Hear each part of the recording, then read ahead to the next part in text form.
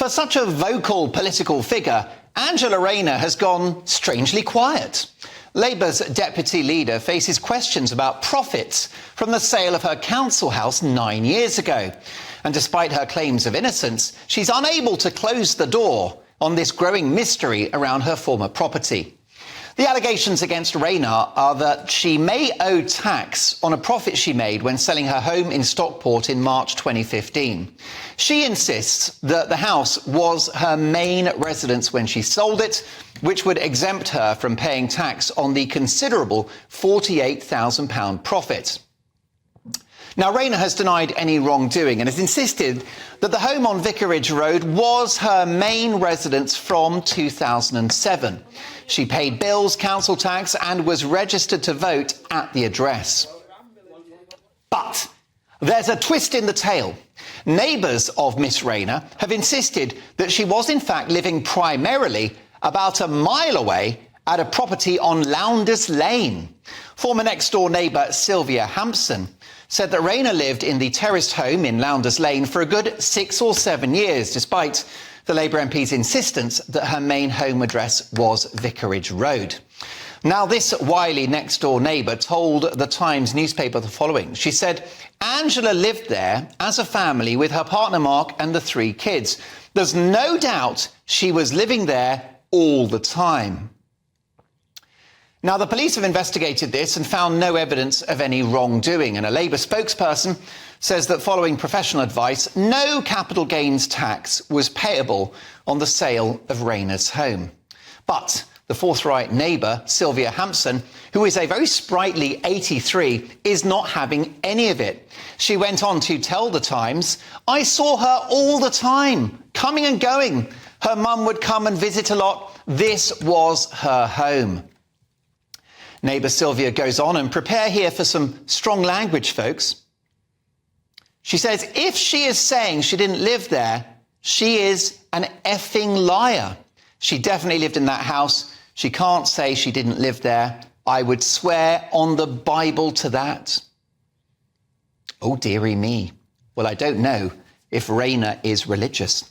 Still, if Sylvia Hampson is not telling the truth, I'm sure that Angela Rayner will sue her, won't she? Definitely, that's surely what she'll do. Rayner can't be happy with this formidable ex-neighbour. In fact, she probably thinks poor old Sylvia Hampson is scum, just like all Conservatives. Whilst the amounts involved are relatively small, any capital gains tax avoided would be in the region of £1,500. This is a question of the Deputy Prime Minister's judgment and character. Now, I happen to like and admire Angela Rayner. She's outspoken, she's compelling. I think she would probably be a better leader than Keir Starmer. But she's both an asset and a liability to the Labour cause, with her aforementioned vile language about her political opponents. And there was that very explicit reference to her own anatomy, the so-called ginger growler, when she reportedly joked with colleagues that she liked to cross her legs to distract Boris Johnson when he was at the dispatch box. Hardly becoming of a person that would like to be the Deputy Prime Minister, although I doubt Boris had any complaints. Whether she was living next door to Sylvia Hampson on Vicarage Road or not, the non-payment of a small amount of tax is a sideshow. That's not the big story. The big story is whether Angela Rayner withheld the truth. Now, the revered political columnist at the Mail on Sunday, Dan Hodges, has tweeted the following. It's now obvious why Angela Rayner has refused to answer questions on this. Labour's statement was just false. Ouch. And that is why we need answers. And there's more, because this flame-haired politician also faces accusations of hypocrisy, because this is a senior Labour figure who made a huge profit on the sale of a house that she'd been able to buy thanks to Margaret Thatcher's transformative right-to-buy policy. This amazing scheme that liberated the British working class, unlocked social mobility and supercharged the economy was opposed at every turn by the Labour Party. But that didn't stop the likes of Labour loyalist Rayner from taking advantage of this Tory policy years later and pocketing a tidy sum. Outrageous, therefore, that Rayner wants to review right to buy and potentially make it less profitable for others. Having personally benefited from the right to buy discount, she stands accused of pulling up the ladder on other council tenants wanting to do the same. Hypocrisy, double standards and allegedly lying about where she once lived. The Angela Rayner council house story just won't go away. And the ginger growler herself has gone strangely quiet.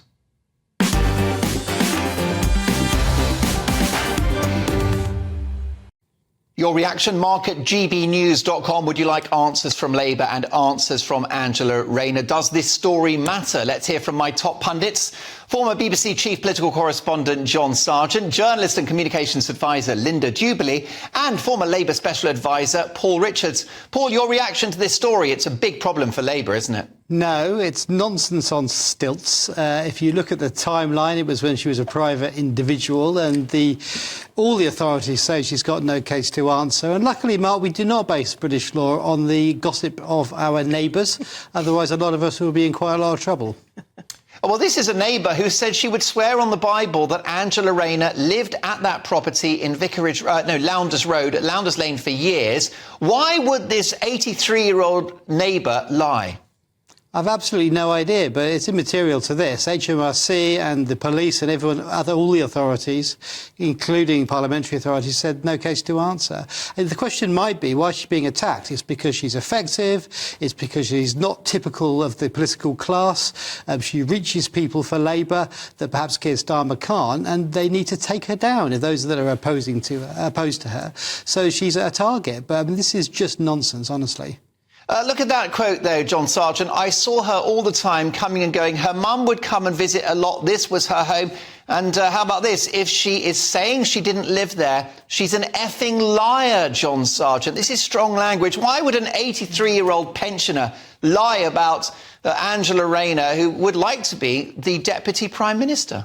Well, we don't know what the neighbour's doing, apart from, frankly, not being the nicest and kindest neighbour you'd want to live next to. She's telling the truth as she sees it, John Sargent. No, but just because you think you're telling the truth doesn't mean to say you have to shout about your ex-neighbour.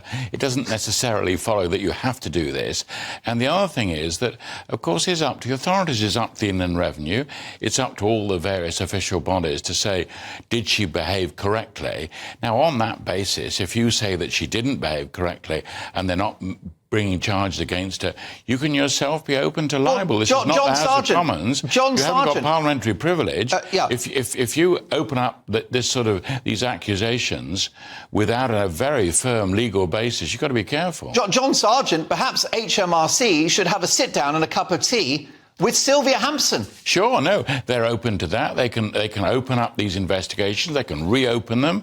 So can the police. Everyone else can. All those avenues are possible. I think in a way, the crux of the political question is much stronger, which is that if she was against right to buy, wasn't she being hypocritical if she took advantage of that scheme? Now, that seems to me a perfectly reasonable political objection. If she says that the scheme should be reviewed, is she saying that people like her shouldn't be allowed to gain in the way that she gained? Because she's not disputing that she gained.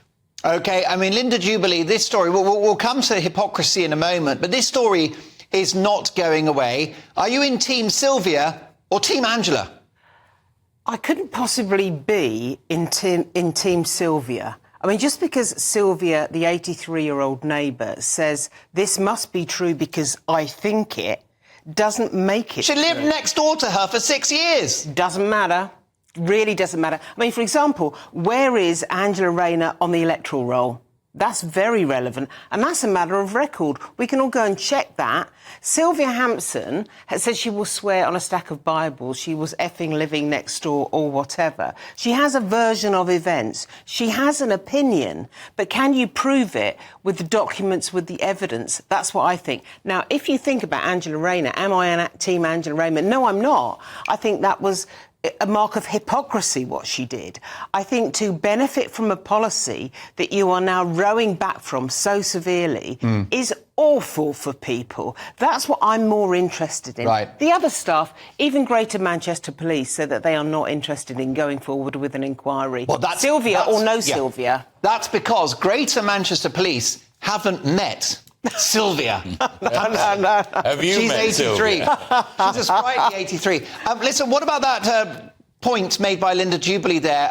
Alleged hypocrisy regarding Angela Rayner. She pockets £48,500 from selling her council house, but wants to reduce profits for others. Well, I think it's this is a strong political argument to have. It is like Labour MPs who are against private schools sending their own kids to private schools. So when that happens, as it did famously with Diane Abbott, of course it should be pointed out. People should say, look, what do you think of the result? Yeah. Paul? Bear in mind, with all these cases that come up where people have very strong feelings, we are approaching a general election. Well, that's the key point, John, isn't it? It's an election. It's an election coming. If people in Angela Rayner's constituency don't like her for whatever reason, including these arguments that you've put, well, let them vote accordingly. Paul Richards, is Angela Rayner a hypocrite? Is she pulling up the ladder for others that would like to sell their council Well, not house? really, because what's the alternative? Just not being allowed to sell her own house. I mean, she didn't buy it from the council. That policy was 20 years ago. This is, like John says, an election year. A lot of mud is going to be slung. They're going to try and get all kinds of things on all kinds of political leaders, and we just have to take this as part of the sort of pre-election nonsense, which is what it is. Paul, do you rate Angela Rayner? I think she's fabulous, and I think she is such a non-typical politician because she's come from a very different background. She has industrial language. She looks fabulous, and I think she reaches parts of the public that the sort of mainstream politicians struggle with. Very briefly, Linda, is she Labour's Boris Johnson? Yeah, I can see what you're going with there, Mark. She's a character. She's an individual. She resonates with the public. She's a great campaigner. When she's out on the road, she resonates and engages far more than Keir Starmer does, actually. Okay. More than Rachel Reeves, who's not so bad. But at the end of the day, there is a large element of hypocrisy here, and it doesn't matter whether it's an election year or not, because hypocrisy is hypocrisy. Well, folks, it's up to you. Are you in Team Sylvia, the 83-year-old neighbour, Sylvia Hampson, or Team Angela Rayner?